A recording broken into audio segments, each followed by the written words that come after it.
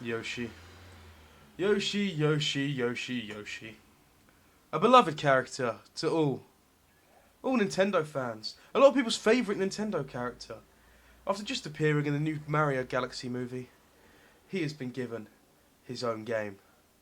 Yoshi and the Mysterious Book.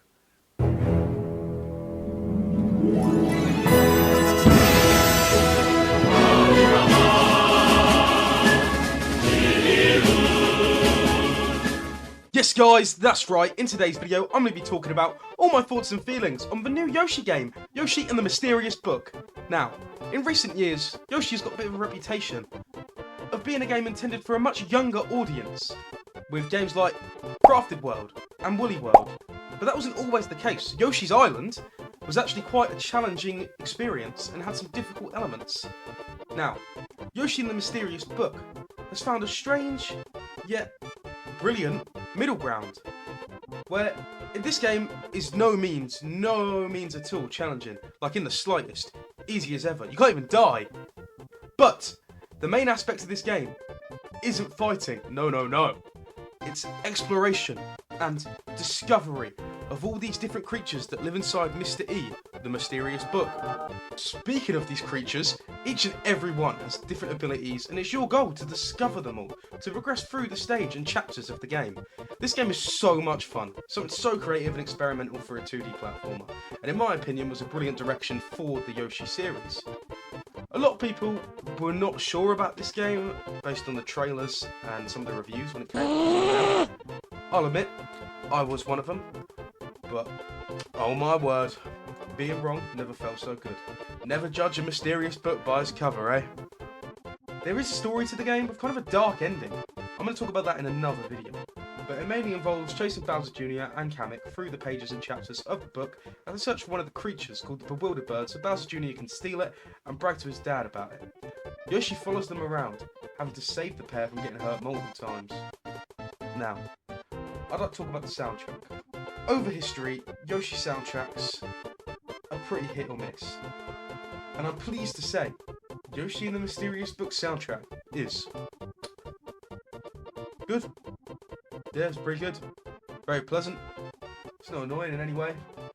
Nothing that wows me either, but it has a nice vibe for the game. Now, one of the main things in any Yoshi game is the art style. We've had games like Crafted World, where everything is made of crafts and cardboard and all that cool stuff, and Woolly World, where everything is made of wool. Now, this game is a beautiful hand-drawn style like a book. And all the creatures and backgrounds and everything within the world is all hand-drawn. And it is awesome. It was the main reason I picked up the game to begin with. Everything just looks so gorgeous, and it's so incredible. Now, the actual main game doesn't take long to complete. It took me about 7 hours. But there is so much to do in terms of collectibles and discovering every single attribute for every creature. So if you really wanted to, you could spend hours on this game, getting all the smiley flowers, etc. Which I think a lot of people will want to do, given the fact that video games are a premium item these days. It cost me £50 here in the UK, which I believe is about $60 US. So it's not a cheap game. It is cheaper than most of Nintendo's, I think all of Nintendo's releases so far in the Switch 2's life cycle. But regardless, I would say if you have a Switch 2, this is one of the best games to get on the console so far. I would personally rank it in my top 3 Switch 2 games, the other two being Donkey Kong Bonanza and Pokopia. Now, a lot of people are going to disagree with me on this next claim, but I think this is the best 2D platformer Nintendo's done in years. I think it's much better than Mario Wonder. Not to say I didn't like Mario Wonder, just that Yoshi and the Mysterious Book is so incredibly inventive and a whole different experience to a 2D platform where you just run right, avoid a few enemies and reach the end of the stage. It's a 2D platformer that feels like it has all the explorative elements you find in most 3D platformers. Speaking of 3D platformers, I would love it if the next Yoshi game was 3D. Please Nintendo, we all want this for our favourite green dinosaur guy. Please. Please. There are a few things that I think will put a few people off, such as if you're someone who likes a really challenging game, this is not the game for you. While some of the puzzle elements are slightly challenging, as I did mention earlier, you can't die, you can't take damage, you can do Yoshi's signature flutter jump infinitely. There is a few boss fights against Bowser Jr. and Kamek, but again, there's no challenge there if you can't take damage. and some of the boss battles I felt were way too short and simple. Again, this is a game that has definitely got a lot of a younger audience over the recent years, so it's not really surprising that I found some of the stuff too easy as an adult.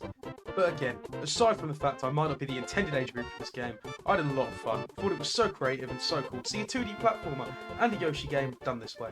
It appeared to be very experimental, and I'd say it was a successful experiment.